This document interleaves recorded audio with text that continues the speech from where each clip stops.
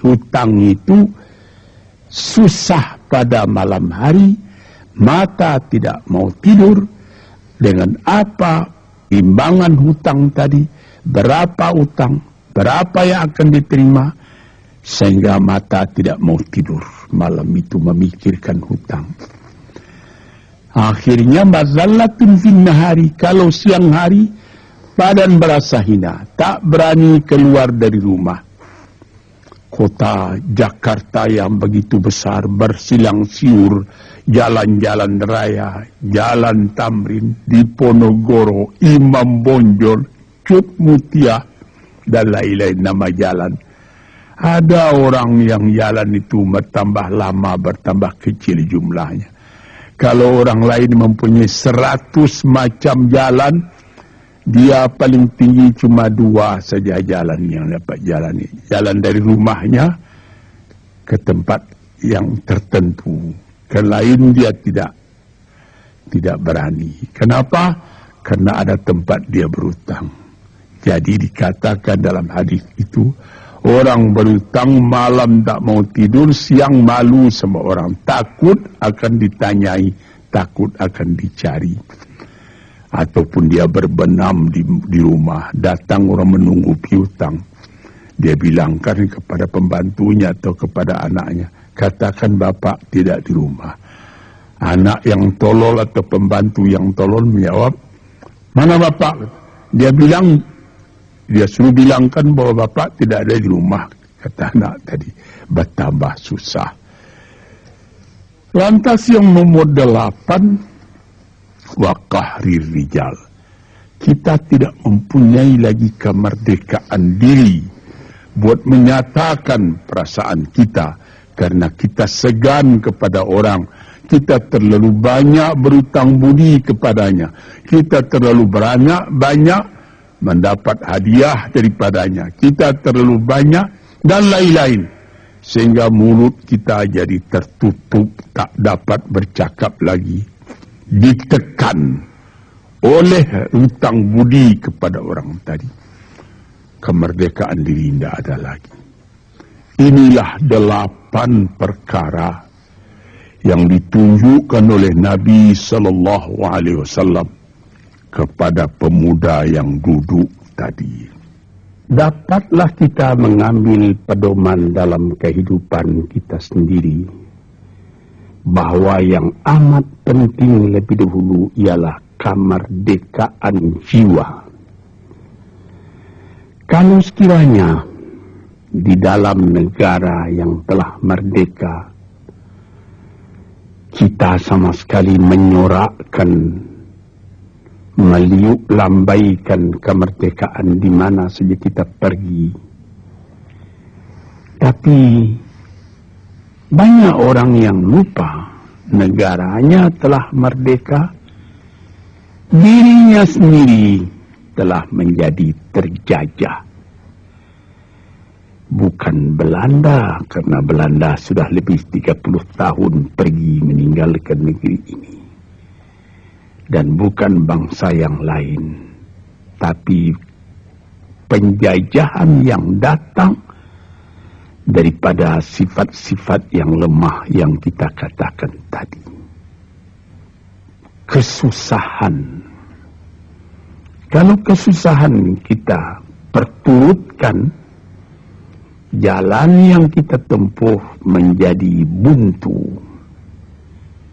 Kita tak tahu lagi kemana akan pergi. Susah. Pagi susah, malam susah. Sehingga kusut benang itu tak tahu lagi jalan keluar. Padahal pangkal dari kesusahan itu bukan dari luar, tapi dalam jiwa kita sendiri, dalam dada kita sendiri. Yang kedua, dikatakan duka cita. Saya teringat kepada satu pantun Melayu atau pantun Indonesia. Dikatakannya, kalau berpiduk jangan bermenung, Kalau bermenung riak pun tiba. Kalau duduk jangan termenung. Kalau termenung hati pun iba. Kalau hati sudah iba, jalan tertumbuk. Sampai ada juga pepatah nenek moyang kita, hati yang marah mendorongkan, hati yang hibah menjauhkan. Sebab itu haruslah kita bersedia membesarkan jiwa kita sendiri. Marfu'ar ra's, maufurul kiramah. Kepala terangkat, harga diri dijaga. Itu kemudian dikatakan yang kedua, al-ajaz, lemah, al-kasal, malas. Kelemahan ini juga ada yang karena penyakit. Kenapa lemah saja? Kenapa tiap-tiap pekerjaan yang dihadapi pesimis yang timbul sehingga timbul malas? Kalau perlu, kita pergi kepada dokter, terutama psikiater. Kita tanyai, di mana segi kelemahan ini? Karena kelemahan jiwa, kemalasan, malas dan lemah itu dari jiwa pangkalnya, ahli-ahli ilmu kesehatan yang telah mendalam mengetahui hubungan antara rohani dengan jasmani kita, sehingga timbul ilmu yang dinamai psikosomatik atau psikoterapi, menganalisa jiwa dari mana seginya, maka timbul lemah, maka timbul malas.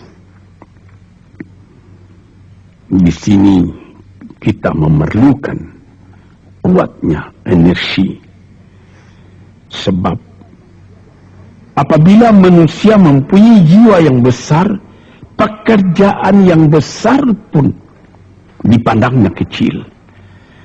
Tetapi apabila manusia mempunyai jiwa yang kecil, pekerjaan yang kecil pun dipandangnya besar. Kita misalkan saja kedua orang pemimpin yang kita cintai dan kita hormati. Proklamator kita Bung Karno dan Bung Hatta. Mereka mempunyai jiwa-jiwa yang besar. Sebab itu mereka memproklamirkan kemerdekaan Indonesia. Indonesia yang besar yang terjadi daripada puluhan ribu pulau. Dengan 45 kata perkataan, 45 patah perkataan. Dengan ini kami menyatakan kemerdekaan Indonesia. Tapi kalau beliau misalnya orang yang berjiwa kecil, dia akan bertanya, bagaimana bisa Indonesia merdeka? Kita sudah miskin, melarat, dulu dijajah Belanda, kemudian ditekan Jepang. Kapan? Dia berkaji itu pekerjaan yang detail-detail, yang kecil-kecil, dia anggap itu besar. Ini misalnya. Maka orang-orang yang ajaz, yang lemah, atau yang kasar, yang pengecut, yang pemalas, tidak dapat mengerjakan pekerjaan yang besar-besar. Kemudian yang kelima dan keenam, wa a'udzubika minal bukhli. Aku berlindung kepada engkau daripada bakhil, menerima mau banyak-banyak, mengeluarkan paling sedikit. Dia anggap, sebagaimana saya katakan tadi, tadinya dia menguasai harta. Akhirnya dengan tidak disadarinya, dia yang dikuasai oleh harta.